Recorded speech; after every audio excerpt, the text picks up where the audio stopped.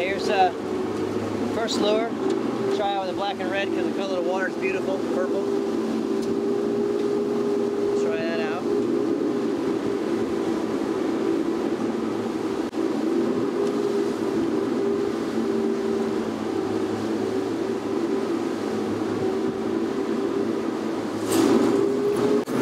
Very important to have a nice tight drag. Everything's set just right. Too loose of a drag won't hook the fish. Too tight of a drag usually, once they get way out, ends up ripping the hook out of her mouth. So you try to get it set at, I like the 18 to 20 pound range. Whether it's the wire, which is old school, or the monofilament, which is also old school nowadays. We're going to set out another side there. You try to have a good count. The whole idea is to get all your lures set up so it looks like a school. You got 2 underneath, 2 on top. And if you got 6 rods, you fish another 2 there on top. So it's like a kind of a diamond-shaped pattern. So that's what we'll try out. Today we're going to start with 3, just test out a new boat, so we'll see what we can do.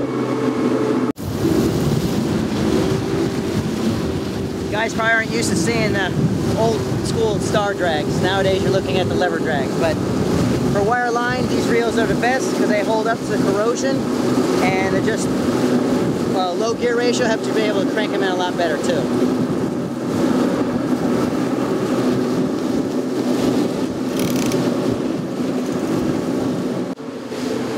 Try and get them set up now where you have the school back there in just the right pattern, so you get a strike, you're able to get maybe a double or triple out of it.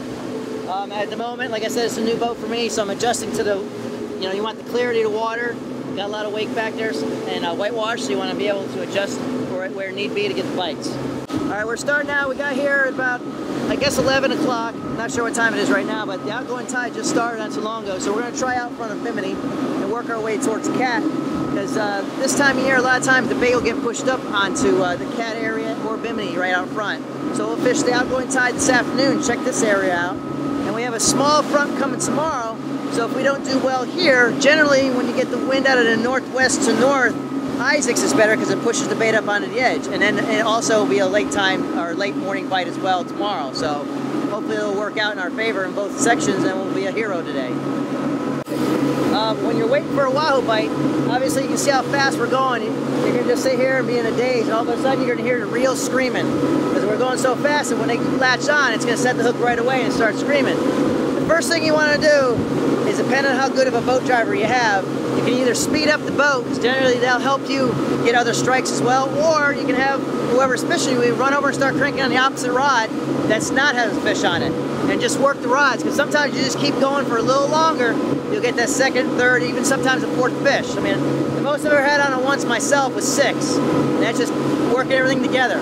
That's the whole idea, getting everything zipping through the edge there, and it produces fish, and doubles and triples are not uncommon. Once the fish is on, generally these fish like to run straight out, and depending on which way you turn, they're going to turn the opposite way to head offshore or inshore, depending on which way you're turning. When they're doing that, you want to stay on that rod really good, keeping it tight at all times, because if you don't, sometimes they'll turn around and start racing towards the boat, and you can still shake that hook out, even though at this speed, you would think the hook is set perfectly.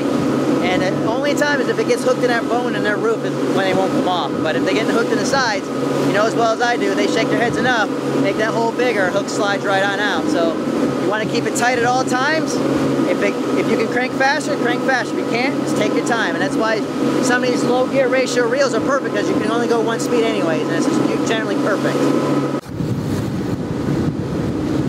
I like to start out marking a line where I'm at. So when you start getting bites, you can let it out to the exact same spot at all times. Because once you figure out the spot that the rods need to be, it's very, very important that they go back in the same spot. Even if you're off by 4 or 5 feet, it makes a big difference when you're trying to generate a school back there and get your bites. Every once in a while, you want to make sure that the lures are clean. You know, whether there's weed around, plastic bags, anything that's floating, because sometimes they'll snag on the stuff and create drag. So what I generally do is, like on your rigger baits, you wind them up. Most of the time, you can see them pop and see if there's weed on them. But for the lead ones, you can actually feel the difference in weight by pulling on it. If you get really good at it, you fish a lot, you can feel a difference in weight. If it's heavier, obviously it's got weed on it. If it's about the same, it's okay.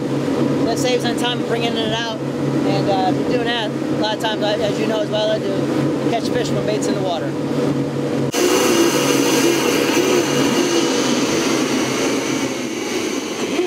going, keep going! Keep going, double!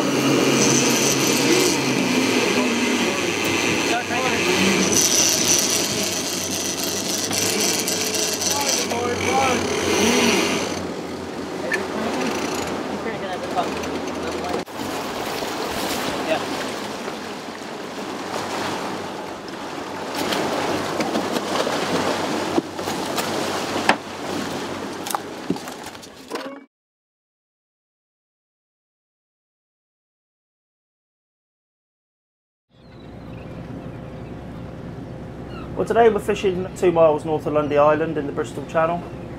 We're targeting the squid fishery. We love this time of year, obviously the sun's out, flat calm weather. Good hauls of squid.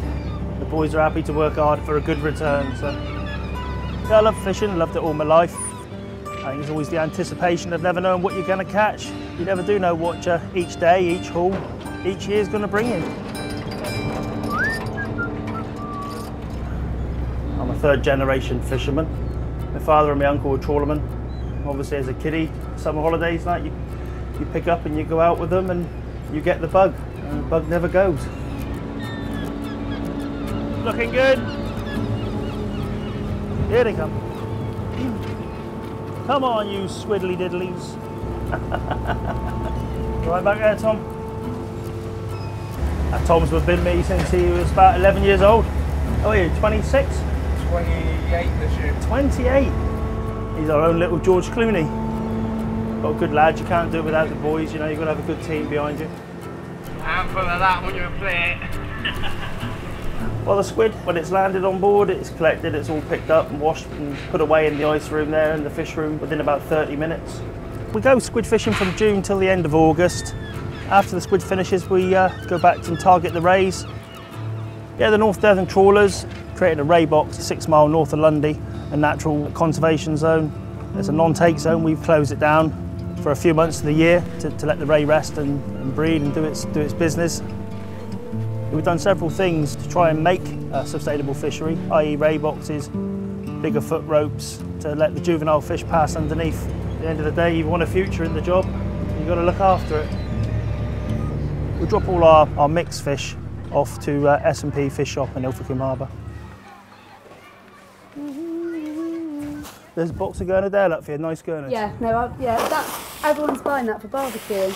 Are they? Yeah, because it goes on hold, doesn't it? Price has just gone up. Price has gone up, Tom.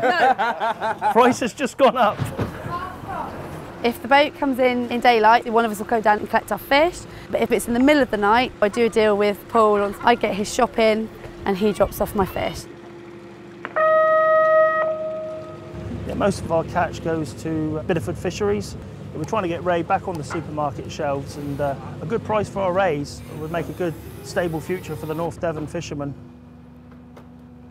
Plenty of ice for your gin and tonic.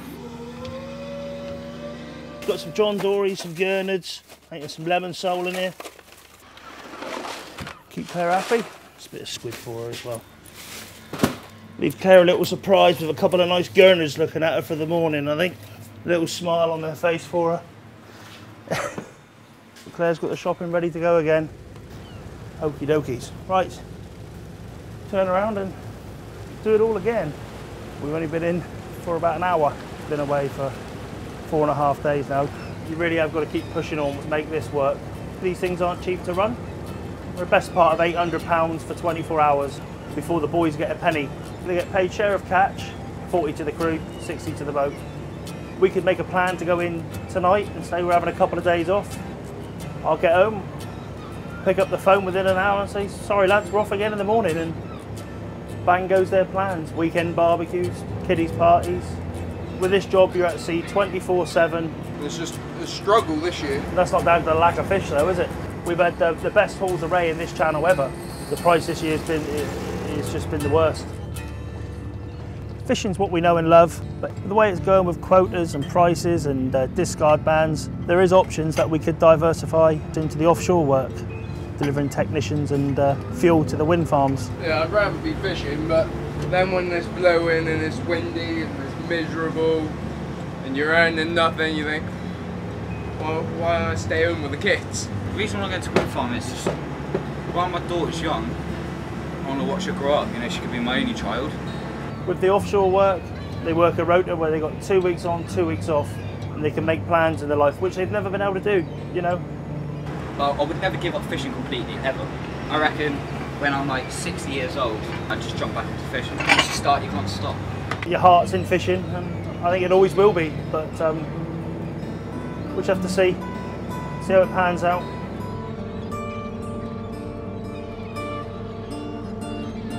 Days like today when you're catching squid, it's what dreams are made of, isn't it?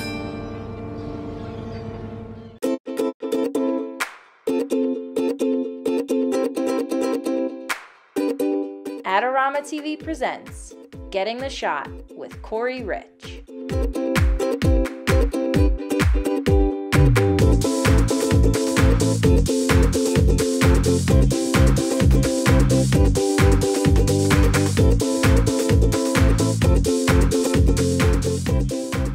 Hi, I'm Corey Rich and you're watching Adorama TV. Adorama is the place where I buy all of my still photography and video equipment, both for leisure needs and also professional needs. Today we're going to talk about shooting a split-level fishing photograph.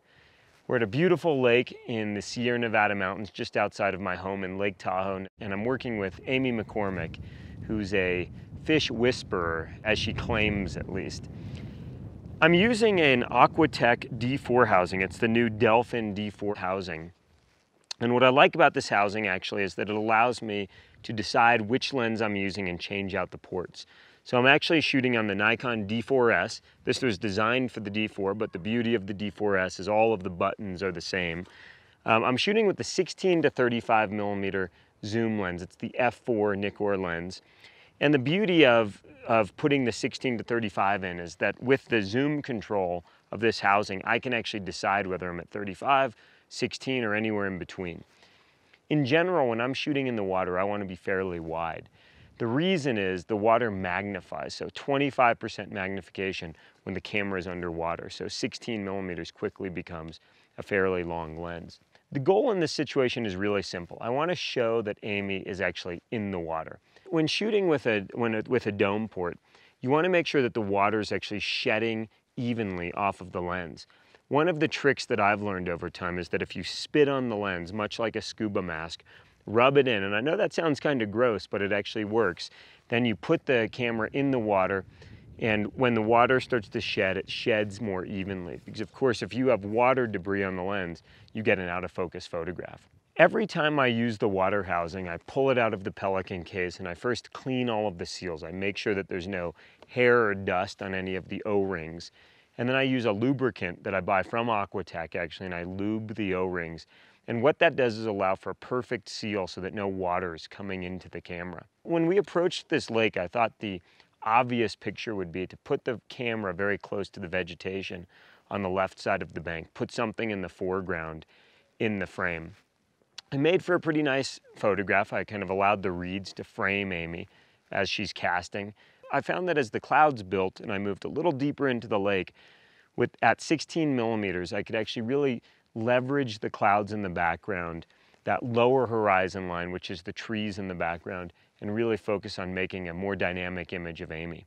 Shooting with the water housing takes a lot of repetition. There's a lot of variables. In this case, I chose to literally go knee deep or just slightly deeper and put the water housing in. I know I'm shooting so wide that I'm actually not even looking at the camera. I'm kind of orienting the camera, asking Amy to start casting, and then as I'm shooting the picture, I pull the water housing out and I review the images. The beauty of this housing is I can actually review the images, toggle forward and backward, and actually zoom in and check focus. As soon as I see something that I like, then I ask Amy to just repeat that action, and I just continue to shoot so that hopefully in that series of images, there's one frame that really it all comes together. This is my favorite photograph from the shoot. It really epitomizes what a split-level photograph is all about. We can see into the water, albeit it's pretty murky water. But in the background, you actually see our subject, Amy. She's doing a nice cast. We're seeing reflection of Amy in the water in the foreground, beautiful puffy clouds in the sky, and a nice clean horizon line, which is the pine trees behind Amy. And that's the best feeling in the world, when I can share the images with the person I'm photographing and they're delighted and happy to see what we've accomplished. Be sure to check out Adorama's next contest. There's all kinds of cool stuff that you can win. I'm Corey Rich and you're watching Adorama TV. There's tons of content just like this published on a regular basis for free, which is the coolest part. So be sure to follow us on our YouTube channel, check us out on social media, and we'll see you soon.